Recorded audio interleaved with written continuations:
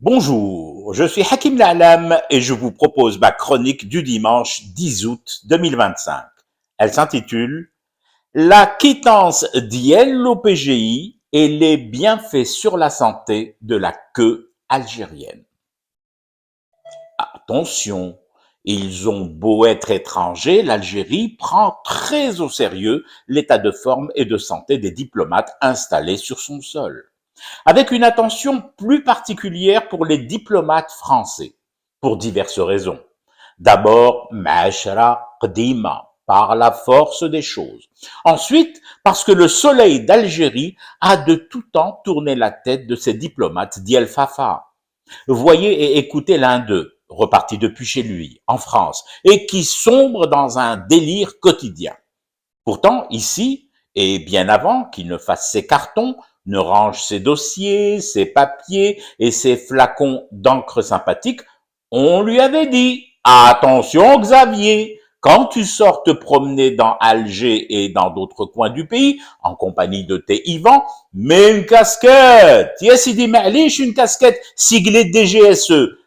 Bark, tu te couvres le crâne. Les coups de soleil sont féroces de ce côté-ci de la mer. » Il ne nous a pas écoutés. Résultat, il ne trouve plus que Pascal Praud pour tendre une oreille à ses délires.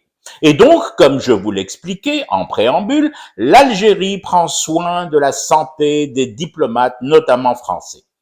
Prenez celui qui nous reste sous la main ici à Alger.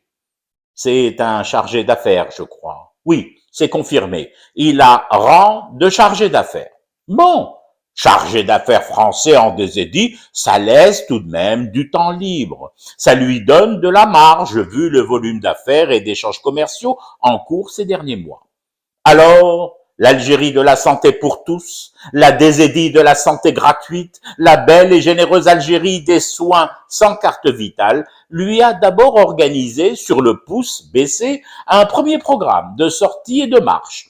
Quotidiennement, Monsieur le chargé d'affaires fait la trotte de son ambassade vers le ministère algérien des Affaires étrangères. Mais attention, les toubibs désédiens sont consciencieux. Ils suivent les dossiers de leurs patients. Ils ne sont pas du genre à délivrer une simple ordonnance et à classer le dossier. On ne les lâche pas comme ça, les grands malades, les neurasthéniques chroniques, livrés à leur sort dans la nature sans évaluation périodique ni contrôle de leurs paramètres. Et ils ont bien vu, les médecins d'Yaoundé, que la seule marche vers les AE ne suffisait pas à requinquer ce pauvre chargé des affaires françaises. Ni une ni deux.